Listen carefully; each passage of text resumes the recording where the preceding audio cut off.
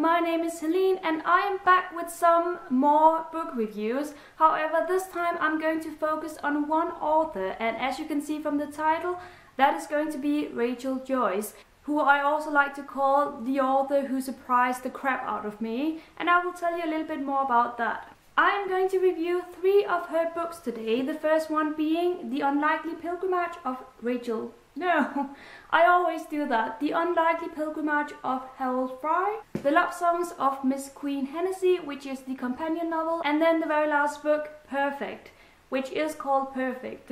But let me just get started with the very first book, which is also the first book I read back in October, I believe, and that is The Unlikely Pilgrimage of Harold Fry.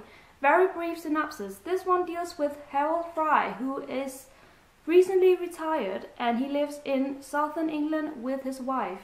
He then receives a letter from an old friend whom he hasn't seen for 20 years, and this friend tells him that she is dying from cancer and that she just wants to say goodbye to him. She lives in northern England, and Harold Fry decides to walk across the country to visit her and say goodbye in person. This was a refreshing story because I haven't read a book about a man who is so driven by impulse. He just randomly decides to post a letter to her, and then he realizes, I'm just going to walk another mile to the next mailbox, and then he continues and continues, and then eventually he decides to just walk across England to visit her in person, and he believes that if he does that, then everything will be all right and it would be the best way to do things. So that's why he doesn't use the train or the bus or whatever, he uses his legs. That was a very refreshing idea, and I liked that about this book. However, in my opinion, it wasn't anything extraordinary.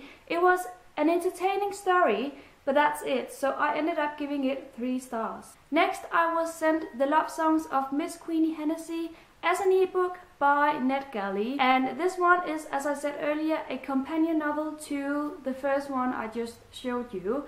This one deals with the same things, the same pilgrimage, but from Miss Queenie Hennessy's perspective, and I absolutely appreciated that, because you did realize from reading the first book that some things were going on between the two of them, but you didn't really know what it was. So this book was necessary. I was surprised like a lot, because this companion novel has stunning writing in it. This has some beautiful scenes, some beautiful sentences, and Rachel Joyce has a way of comparing things so that you immediately grasp it as a reader. You understand what she's talking about, and I loved that about this book. I didn't notice this kind of writing style in the first book, so that's why I was so surprised.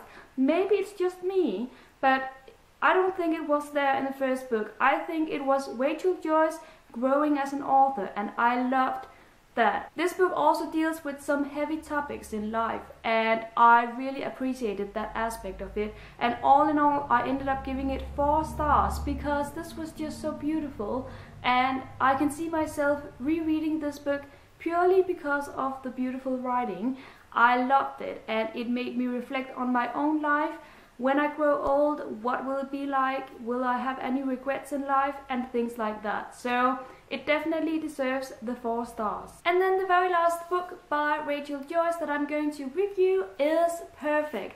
This is the Danish version, which will be out in Denmark on February the 12th, which is very soon, and I was sent an early copy by Lindhardt and Ringhof, so I'm very appreciative of that. This book is not at all about Harold Fry or Miss Queenie Hennessy. This is a completely new story about Byron and James, who are 2 boys living in England. The story starts when Byron is told that someday in 1972, which is the year this book takes place, 2 seconds will be added to time because of the Earth's rotation, something like that. You have to add 2 seconds to time in order for things to be perfect. And Byron doesn't like that. He believes that the adding of these 2 seconds will have serious consequences for everyone, and so when he realizes that the 2 seconds are added, things happen in his life. And I'm not going to say what,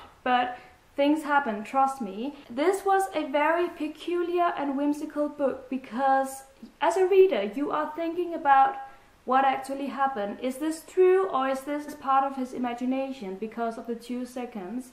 And I love that. I like when books make me confused, but in a good way. They make me realize that I don't really know what is going on, but at the same time I think I have an idea. This book actually gave me a plot twist that I didn't see coming, and I like that as well, because I thought I had it all figured out, but I didn't quite. I had some of it figured out, but not all of it. I was very curious to see if this book has the beautiful writing style as well, and it did. Really beautiful writing style. The writing style in this book combined with the story was absolutely great and entertaining. However, it wasn't as great as in the love songs from Miss Queenie Hennessy, the second book I talked about, so I ended up giving this book 3.5 stars. I don't want to give too much away, so if you want to know more about these books, then you can always write to me in the comments. Otherwise, I hope I inspired you to pick up any of these books, and if I did, let me know as well. Thank you so much for watching, and happy reading everyone! Bye bye!